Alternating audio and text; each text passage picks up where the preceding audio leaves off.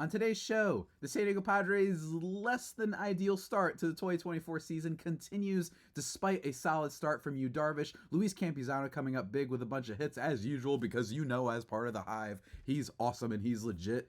But talking about some of the bad things going on with the team, with the inconsistency at the top of the lineup, some big time questions with the pitching, some overreactions, and a whole lot more. Let's get into it.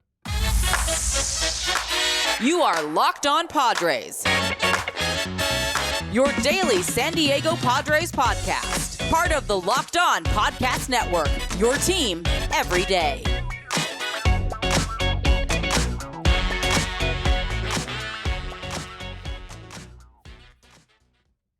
Greetings, ladies and gentlemen, and welcome to another edition of the Locked On Padres podcast, which is part of the Locked On Podcast Network, your team every day for Wednesday, April 3rd. As always, I'm your host with sometimes, occasionally, but certainly not always the most, Javier Reyes. You may be familiar with me on Twitter at Javipeno, Javiipeno. You can also follow the show account at LO_Padres or Locked On Padres on YouTube. Wherever you get your podcast, you're covered. Don't worry, we got you. And you may be familiar with my baseball-related work over at Just Baseball, where I write about not just the Padres, but general baseball. I also have a show called Baseball vs. the World about all the fun other parts of baseball culture. Today's episode, guys, we are discussing another loss. Unfortunately, the Padres are 3-5 on the season. Really unfortunate. I will say one programming note really quickly. I'm going to start being a little bit more consistent with the posting. You expect the podcast to be in your feed after the game. So, for example, if it's a late game, it'll be right there at midnight. You know what I'm saying? Or whenever the game finishes. Basically, is when I'm going to be recording from now on. Just add a little bit more consistency. That way, whenever you wake up, whatever coast, whatever time zone you're in, you've got new Locked On Padres straight to your ears. But unfortunately, today's episode not the best to talk about them right now. They are struggling, the Padres, in a lot of ways right now. Not in a way that, say, the New York Mets are, where the New York Mets currently just can't win a game and they can't hit to save their lives. The Padres have been very Dr. Jekyll and Mr. Hyde so far to start the year, to give a little literary reference to you guys. They've been very boom or bust. If you look at the overall scores of what the Padres have done so far for the regular season, it's been a lot of huge blow-ups and then huge letdowns, right? You have the 2-run game loss to the Dodgers to start, then they score 15 and win. Then they have 6 runs against the Giants, then 3, then 6, then 13, which may have inflated some of their offensive stats, but even still. And then they've only scored two runs in both games against the Cardinals thus far. They hope to salvage the series in an afternoon game today. By the time you're listening to this episode, it'll be today. So that stinks. And last night, Yu Darvish was really good. And Yu Darvish has been the only bright spot in the entire Padres pitching staff, really, if we're being honest. Don't get me wrong, you've had some good relievers. Enio de los Santos and Jeremiah Estrada pitched 1 inning. And Yuki Matsui before last night, and we'll get to him in a little bit, have been good as well. But in terms of the starters and everything, it's just been really, really rough. Not a great start from Dylan Cease. Although it was a short start, but I'm just saying he didn't impress in his first start. Michael King got hit up a little bit. Joe Musgrove hasn't been great. Johnny Brito has been really, really bad to start the season. Every time he comes in, he's been pretty bad. And it's really unfortunate because I thought that he had some upside as a young guy. But so far, a 13.5 ERA. Tom Cosgrove is an 18.9 because he had that atrocious outing. So it's a little bit inflated by him. Not for Brito, but a little bit by Cosgrove. But Yu Darvish, on the season, 2.3 ERA. In this game, he goes 7 innings, 3 earned runs on 5 hits, 1 walk, and 6 strikeouts. That is like a vintage Yu Darvish performance, or I should say a 2022 Yu Darvish performance. One of the things that happened in Yu Darvish that year is that he made up for his, maybe lack of being able to miss bats the same by just going deeper into games, and he does deliver 7 innings here, which is huge. And I think that is why, in a lot of ways, he's still kind of the number 1 starter. And I don't mean that in terms of who's the best starter. I think the best starter on this team could be Dylan Cease. But in terms of the guy that's he's just the guy that you go to. You know what I mean? And Musgrove is right there. Although Musgrove right now isn't on, as I just mentioned. So Darvish is actually really good in this game. I loved his stuff. He got some really, really good swings and misses in this game too, by the way.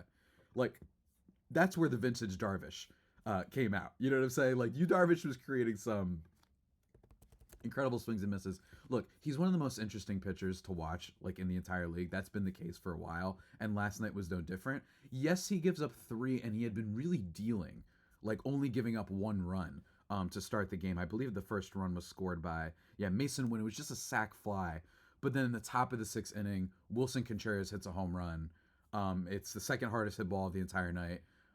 He just creams it. He creams it. But I will say it was a low pitch. I thought that was a little bit of just good hitting, especially for you to be able to hit with that much power. I'm not saying it was as absurd as like the Mike Trout homers, if you guys didn't see from a couple nights ago against the Marlins, but it was still like a low pitch. You know what I mean? So I don't think that was all on Darvish. Yes, it didn't have the bite you would have liked from that pitch, but even still, I think that that's good hitting, especially if it's low and you're taking it out of the park rather than just an extra base hit.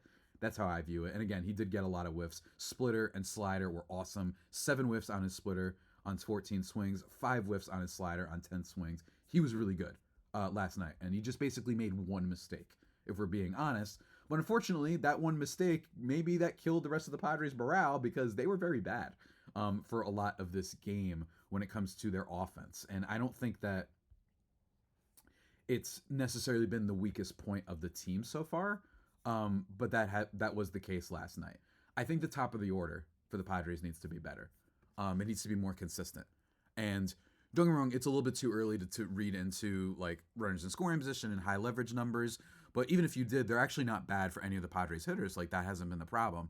But they've been inconsistent. You know, Manny Machado, in terms of getting on base to start things, we've had a lot of innings be ended by players like Bogarts, players like Machado. Machado only hitting 226 so far to start the season. Ha-Seong Kim only hitting 233 to start the season. It's actually been the bottom of the order that has provided the spark for the Padres. Don't get me wrong, Jake Cronenworth and Fernando Tatis have been good, but I'm just saying like the bottom of the order has been like getting on base and whatnot. And unfortunately, there have been times like in this game where it was the bottom of the 2nd inning in which Jerickson Profar hits a double, and then our boy Luis Campusano brings him in, and then you have Jackson Merrill get a single, and then Xander Bogaerts, hits a pop-up. He struck out on a foul tip.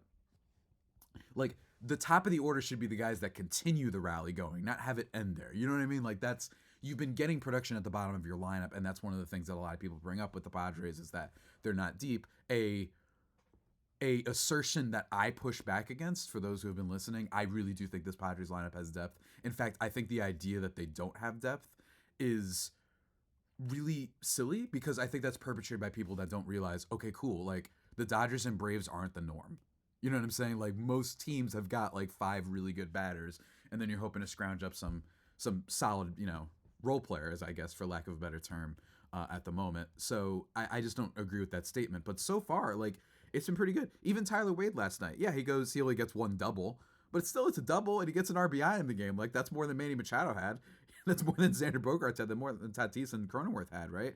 And I'm just saying, like, and that's another thing, and I tweeted this during the game. One last quick thing I want to mention about Tyler Wade is that it is dumb, in my opinion, that Graham Pauley isn't getting at bats. I talked about this before. I think with Machado out, not playing third base until the end of April, you have a definitive timeline to maybe get Graham Pauley some work at third base, or Eggy Rosario.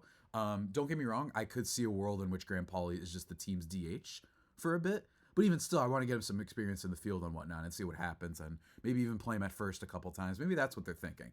Maybe Graham Pauley, maybe he ends up being like the first baseman some days and the DH other days, right? Maybe that's what they have to do with the lineup. So we'll have to see. Again, it's still really early in terms of lineup, but that's so far the problem. Look, it was a nice start from Darvish. He's kind of been like truly the only good pitcher that you can count on in a lot of ways for the Padres so far. And the top of the order needs to be more consistent. You have some rough occurrences in this game, which we're about to talk about in a second, and it just keeps happening. That seems like there's a new donkey, a new person who doesn't come through every game or what have you. And unfortunately, this game, though, it wasn't necessarily because someone didn't come through. It was some really bad luck. And we're going to get that in 1 second, guys. But before we do that, I just want to give a shout out to our friends over at Prize Picks. It is number one, ladies and gentlemen, when it comes to daily fantasy sports app with more than 3 million members. It is the easiest and most exciting way to get in on the action while you watch your favorite sports and players. All you have to do is you pick more or less on 2 or more player stats and watch the winnings roll in. So you could, say I got over on Tatis hits, and then I'll go Jordan Walker, I got under strikeouts, and then I could go across the ponds, right? I could go, hey, I got over on Juan Soto walks, that type of stuff, right? Like, so it's just 5 players, and you're not competing against, the gamblers and whatnot. It's the system. You know what I mean? You don't have to worry about the pros. They got you covered with that. Prize Picks. Spring training is over and baseball season is officially underway. So don't miss your chance, folks. Let me tell you. And then also, basketball postseason. Playoffs begin April 20th. Play-in round, April 16th, 17th, and 19th. So they've got that coming up. So sports is at an all-time high, ladies and gentlemen. Download the app and use code LOCKEDONMLB for a first deposit match up to $100. That's right. Locked On. Downloading the app. Use that code for first deposit match up to $100. Pick more, pick less. It's that easy with Prize Picks. And just like that, we're back here, ladies and gentlemen, on Locked On Padres podcast, continuing to recap the Padres game last night. A game that was not great, ladies and gentlemen. And I mentioned unluckiness, and that occurs here with Jake Cronenworth, who hits one of the hardest hit balls of the entire night, but unfortunately, it does not result in a hit. In fact, it was the 3rd hardest hit ball of the entire night, 490 batting average, and this is when the game flips. This is when the game officially kind of ends. It's the turning point of the game. Unfortunately, it starts with, Giovanni Gallegos getting Jackson Merrill to ground out, but Xander Bogaerts, after a little bit of a tough at-bat, he draws a walk, Tatis gets a single, and you're like, okay, here's the momentum. And the most 2023 Padres thing happens, which is Jake Cronenworth grinding to a double play. I know I have egg on my face. One of the reasons why I've said, Jake, I don't mind him hitting at the top of the order there necessarily is because, one, first of all, he's been doing well so far at the beginning of the year, but also just like it's really crappy that he hits the ball that hard and it ends up resulting in a double play. That's unlucky, don't get me wrong, but how many times, you know what I mean, like has this happened with the Padres? It just feels like that's where we are in terms of this team where, don't get me wrong, this is unlucky. And also in terms of the previous game, in terms of Monday night's game, this tweet from Ben Higgins over at Ben and Woods brought up that, let me see if I can find it real quick. Dang, where'd my tweet go? I don't know if I can find it. Let me pull it up in just a second, guys. Hold on. There we go. Surprising stat of the night through 6 innings. Per StatCast, the Padres have more hard hit balls than the Cardinals and have struck out 7 fewer times at the plate. Usually that's a pretty good recipe, not so far in this one. Like, the Padres, they've had some of that unlucky stuff go their way. They really have. I mean, look at it. The Padres so far, in terms of a team this year, have literally scored the 2nd most runs of any team in baseball. Now, don't get me wrong. Those stats can be inflated because they scored a lot of those runs in those blowout games, right? So they had the big game against the Giants, the 13-run game, especially this early, right? That's not a great sample size, but the offense hasn't been that bad, especially also, by the way, because they've had 2 extra games and they had the 15-run game against the Dodgers. So the stats are inflated, but the offense in a vacuum hasn't been that bad. It just hasn't performed consistently, especially at the top of the order. And it's really frustrating that last night, like, that was the moment. You know what I mean? That was the moment for the team to take the lead, and they don't, and then we have a nightmare inning. Next inning, Brandon Donovan gets a single, Goldschmidt walks, Wilson Contreras walks, bases loaded. Yuki Matsui, the one of the 2 most reliable relievers that the Padres have had so far, he has a bad game. You know what I'm saying? And it just drives you insane when stuff like that happens, right? Wandy Peralta comes in, Nolan Arenado reaches on a fielder's choice. There's a sacrifice fly, and unfortunately, despite the Luis Campusano hive, and I'm going to defend him in just a second, but makes a mistake in this one. After a shovel pass from Wade to get the runner out at third, he wasn't stepping on the plate. This wasn't a thing of catcher's interference or anything like that. And I defend Luis Campusano, but this is really rough. This is really, really rough, and you hate to see stuff like this because I defend him so much, but it's just little blunders like that. He had some of them last year. It's one of the only things about him. It's the weakness, and it is why there are people that are down on him. Don't get me wrong, I think people are way too down on him. As I mentioned before the season, he's projected to be like the 48th catcher by Fangraphs, which I think is freaking absurd. Like, they're literally acknowledging that he's a plus bat at the catcher position relative to the catcher position, but they're ranking him that low to like Max Stassi and like backup catchers. I'm like, this is absurd that no one's like talking enough about Campusano, who has only performed when it comes to the hitting ever since he's been given consistent playing time. But in this case, he makes an error, and I can't really defend it. Like, he has had questions in terms of his defense, and you saw it right there. And I really think that moments like that is what provides ammo to the naysayers, to the people who don't believe that he's going to be all that relevant, and he's actually just a bench player. You know what I mean? So really, really rough there. But even still, Matsui is the one who, got the bases loaded in the first place. Shouts to Wandy Peralta working out of that without giving up too much, by the way. Like, in all things considered, bases loaded, nobody out, like, kind of wasn't that bad. It was a fielder's choice, and then it was a sac fly, and then he got Nolan Gorman to ground into a double play. So, yeah, 5-2, which ends up being the final score. Of course, Machado strikes out, Kim grounds out, Profar lines out, 1-2-3 inning. Classic 2023 Padres vibes right there. Not only in terms of the unluckiness, but the lack of fighting back for you to have that such a long inning and then just go 1-2-3. Classic 2023 Padres. And don't get me wrong, I know it's early, but I really don't think that you, especially as a fan, as a listener, hopefully, you should be encouraged to complain about this team so far, because last year the same thing happened. It was the same vibe, really, last year. This team is different, and there's some cool things. You've got Grant Pauley and Jackson Merrill. You've got Luis Campusano instead of Austin Nola. Tatis looks like he's fully back. In fairness, by the way, to him, he does go 2 for 4 in this game with a stolen base as well, which was nice. It's just, but it has the same energy to it, which is like, I feel like I already know the game result. They haven't really had much of a comeback win to start the season. They're either up or they're down, and it's just been as simple as that. Very binary for the Padres results so far. But I still have hope. Remember, I just mentioned that Jake Cronenworth, that double play, was really unlucky. He has been good so far. In fact, very good. And if you want to go to even more advanced stats, his weighted on base is currently 371, which isn't the best in the world, but his expected weighted on base is 452. So he's been getting a little bit unlucky there. You know what I'm saying? And he's actually hitting the ball a lot harder. Don't get me wrong, way too early. But max exit velocity is up a little bit. 108.4 last year, 109.7 this year.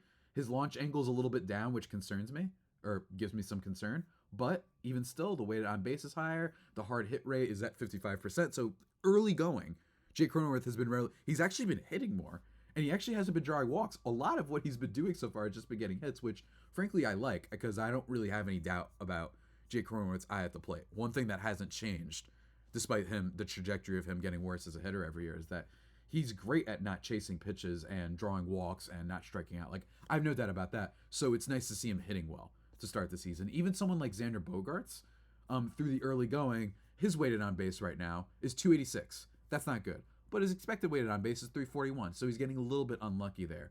You know what I'm saying? So that's at least one point to bring up. So I do think that the Padres offense has been solid and they've been unlucky. But even still, when it happens for a second year in a row, it's hard to tell fans, it'll come. Don't worry, it's coming.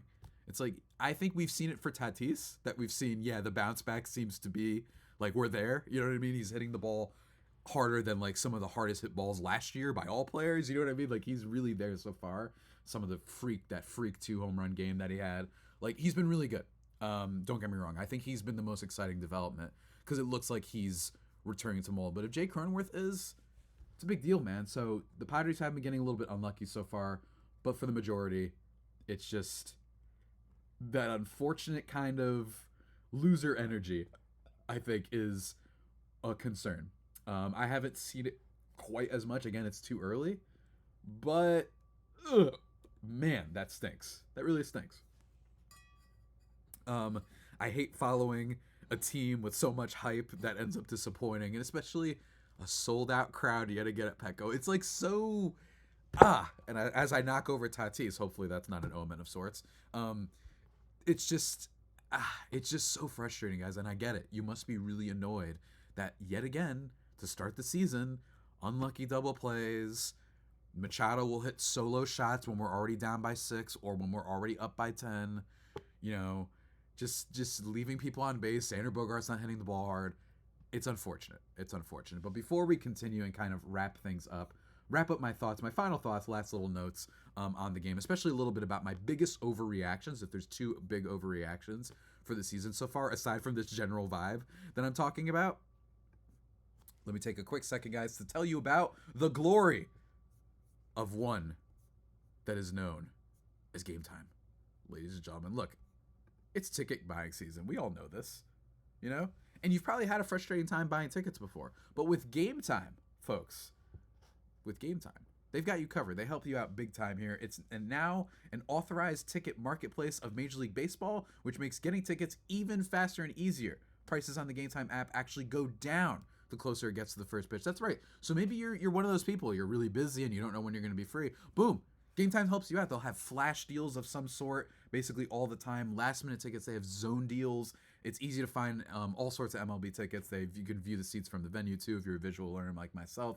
And also every kind of event in the area. It's not just Major League Baseball games. It's football, it's basketball, women's college basketball, men's college basketball, hockey, and also theater, comedy clubs, all sorts of things. Like they've got you covered on all sorts of tickets they can help you out with. Priority last minute deals, seat views, lowest prices guaranteed, guys. You don't want to miss out on Gametime.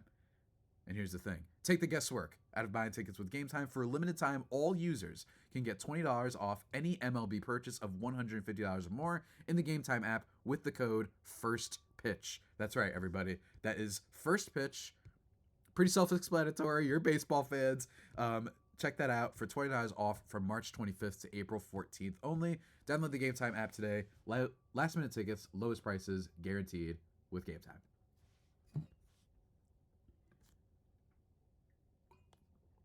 And just like that, we're in the final segment, ladies and gentlemen, of Locked On Padres. Wednesday, April 3rd. Your first listen every day, usually. I was a little bit sick last night, so I couldn't get myself to record immediately. But don't worry, we'll be more consistent going forward. I promise you. I got you. I promise you, guys. Last things I wanted to talk about really quickly. There are probably two major overreactions to the Padres this year.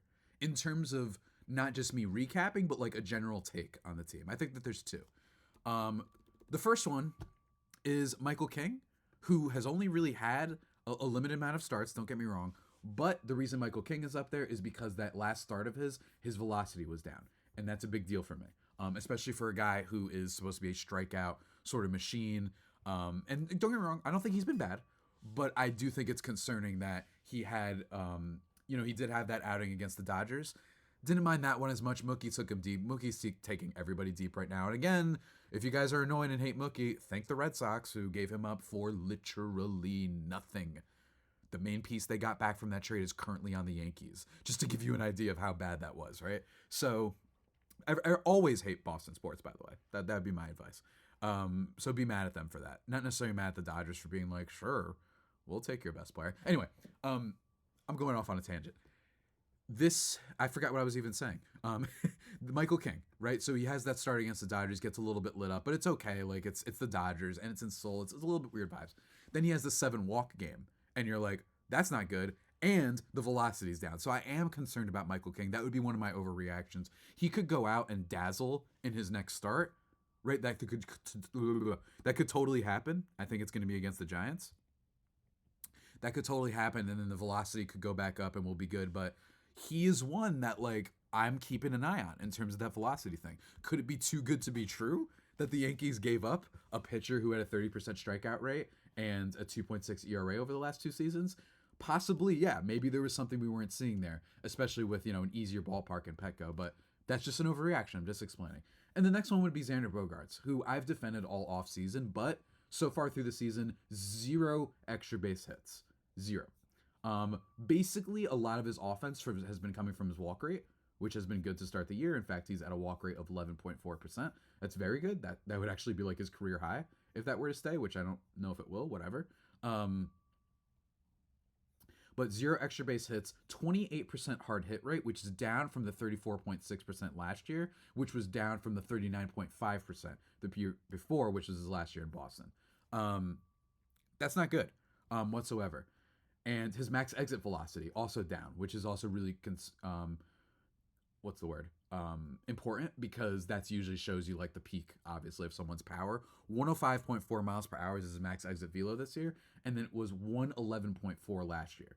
Don't get me wrong, he's never been like a super power guy, but down 6, that's significant, right? I will say that the launch angle's a little bit better, so he is hitting the ball in the air, but it hasn't been good balls, right? It's been like infield fly balls, really poorly hit balls. He had a broken bat hit yesterday that unfortunately gets caught in the outfield. I think it was by Mason Mason Wynn, was that who it was for the? Let me check that really quickly. It gets caught by the Cardinals left fielder. No, it was Ciani. Michael Ciani, so I'm unfamiliar with him, but he makes a diving catch. So Bogarts got a little bit unlucky there, but it was like he's not hitting like really sky high fly balls, so don't necessarily look into that launch angle thing. But hard hit rate down, max exit velo down. Yes, the WOBA is way too low, right? It's expected to be at 341, but 341 isn't necessarily like the most ginormous stretch in the world. Like it's not like how I mentioned with Jake Cronenworth, where his expected weighted on base is really, really high. So suggesting that, like, again, last night, got really unlucky with that double play. If the ball doesn't just go that direction and go perfectly and lead to a double play, the Padres potentially score there, and then you've got another batter up in Machado. Like, they potentially win the game. Like, that was really unlucky, and that needs to be emphasized a lot for all you folks out there because, don't give up, right? But these are concerning things for Xander Bogaerts so far through the year. And we can't say that it's some injury-based thing. I am wondering if this Bogaerts thing, we'll see if he gets moved around the lineup. I could see a world in which he bats fifth. Maybe you swap him and Ha-Seong Kim. But still, and by the way, yeah, if that were to happen, yes, it is bad because it shows you once again that, my God, I mean, you still have this guy for another 10 years. And if you're already worried, like, if he can be the, a star, like, focal point in the top of the order, and you're like, actually, he can't. We trust guys like Jake Cronenworth more, right? We'll see. I actually got a reply yesterday from my guy, formerly known as DFA Kevin Acey. Shouts to you, my friend, who replied to one of my tweets at, I always forget your at number, but at D Keeling, said, have Tatis or Kim lead off, move Bogaerts down to fifth, move Merrill up to 6 or 7. I wouldn't move Merrill up just yet. I think Merrill has been really, really impressive so far in a lot of ways, just does not look overpowered at the plate so far. And in terms of last night, does get a hit, I believe, right? Does he drive one in? No. He drove one in on Monday's game or Sunday's game. So that was nice. But yeah, like Merrill has been okay so far. I like what I've seen, but I don't think it's time for him to move up. He's also only got a 296 on base. So give him a second. I wouldn't move him up just yet. And I like having him as a lefty at the bottom of the lineup before you get into a lot of the righties that the Padres have at the top of the lineup. So I like that for lineup differentiation. But what I do agree with you, sir, is I would like to see changes in the lineup at some point this year. Way too early right now. But last year, one of the criticisms with the Padres was like, okay, so Bogaerts just never produces with runners on base. Machado never produces with runners on base. And yet we continue to just put them there. I felt like it. Don't get me wrong, I get it. Like if you're Bob Melvin, you're like, I don't understand why these literal superstar players, and in the case of Machado, very clutch, especially over the last 2 seasons with the Padres at that time, and who should have, in my opinion, won the MVP in 2022. Like, why are they just not hitting? Like, I don't know what to do. Like, I get that, but I wouldn't mind seeing, especially with Mike Schilt, some changes to the lineup order every now and then if they feel like something isn't working. If Bogaerts keeps hitting the ball really softly, not making good contact, even if he's drawing some decent walks and putting up decent plate appearances, and yes, he got unlucky with that fly ball yesterday in the first inning, but even still, I think that it would send a message, and I think it would be good to be like, you know what, we're going to try and ride the hot hand a little bit. Like, if Luis Campusano is hitting the way he is, does he deserve a spot fourth? I actually wonder if that might happen today, by the way. Like, I actually think that could happen in today's game because, again, 3 for 4 last night with an RBI and a double. Like, he looks really good. He's the Padres' best hitter so far. He's hitting 400 on the year. Now, he hasn't drawn any walks, right? So he hasn't drawn any walks, which, again, he's not going to hit like this the whole way. Someone actually asking me, like, where does he rank in terms of best catchers? I don't know, really. But I will say he's not whiffing. I really like that. This isn't some, like, he just keeps getting, like, BABIP luck on his side. Like, I'm not really seeing that. Now, don't get me wrong, it will go down a little bit. People would bring up his weighted on base, right? 435 right now. His expected weighted on base is at 342, and his hard hit rate is 24.1%, which is low, right? So don't get me wrong, it's going to come down soon, but I think he's shown that he's a positive catcher, and I still think he can be, at least offensively. I wouldn't be surprised if he hits like cleanup or something like that today. Like maybe they move him up in the order a little bit. And I would like to see that. I'd like to see some sign of, you know what? This is a problem. Let's not just keep waiting and waiting and waiting for someone to save us and eventually show up. let's make the action, right? I would like to see that from Schilt, although not necessarily just yet. It is very early. But yeah, overall, the Padres, I think, have been unlucky to a degree this year. They have scored a lot of runs. You know, in terms of batting average, they are 8th in Major League Baseball right now. Like, the statistics are good. They're 2nd in home runs. On base percentage, they're 9th. Slugging percentage, they're 6th. But the pitching has been really, really, really poor. And it seems like every year or every game, there has been a new reliever that blows up. Cosgrove one time. Wandy Peralta another time. Johnny Brito another time. Yuki Matsui last night. It seems like there's been like a new reliever to stink. And that was the same thing that happened last year, where every game it'd be like, okay, cool. Okay, thank God. Tim Hill, he's calming down now. Okay, cool. Luis Garcia, he's calming down now. Boom! All of a sudden, I can't name a reliever on the team from last year, but you get my point. Nick Martinez, right? He has a bad game, and the team just scored 4 runs. Like, very next man up, except next man up to blow up completely. So that's been one thing with the Padres that reminds me of last year. But overall, yes, some unluckiness, but it's hard to say that for a team that we've been emphasizing was all unlucky all of last year. It could just be who they are, right? So that's why I understand if fans are really impatient. I'm still optimistic, obviously, but I'm not going to be lecturing and saying everyone needs to calm down. I said that all last year, and then look what happened, right? So far, we need more from the offense. We need more consistency. We need big game hitting in situationals, good situational hitting. I mean, I gotta slow down how fast I talk, man. Let me tell you, I gotta work on that. Better situational hitting and something from the pitching. I mean, my God, can we stop having every game someone just get considerably worse? Today is Joe Musgrove, speaking of getting considerably worse, versus Zach Thompson of the Cardinals, who has an 8.44 ERA. Padres got to hit this guy. Come on, guys. It's been a couple games, and Miles Michaelis last night was the type of pitcher you're supposed to hit. This Cardinals rotation isn't very good, especially with that Sonny Gray. So, got to step up big. Hopefully, I will be watching Musgrove. He has been concerning, not good in spring training, not good in the first 2 starts. Very curious to see how he does here. First 2 starts. The Dodgers one being the bad one, and then of course the Giants not being great either. So big start for Musgrove today before I start panicking whatsoever, because he is the man. He's Java Joe. Where'd you come from? Where'd you go? Where'd you come from, Java Joe? You know what I'm saying? So with that all being said, everybody, that about does it though for today's edition of the Locked On Padres podcast, the only pod that may be better than the Padres themselves. Remember to subscribe to the podcast wherever you get your podcasts from. Follow my new show, Baseball versus the World. Follow me on Twitter at Javipeno, JAVIIPENO. For tomorrow's episode, going to be recapping today's game, and I don't know what else. We'll see what happens next. I don't know just yet. Maybe Tommy Pham finally gets signed. I don't know. We'll have to see. But until next time, everybody, stay safe, and of course, stay faithful. My Friar Faithful homies, take care.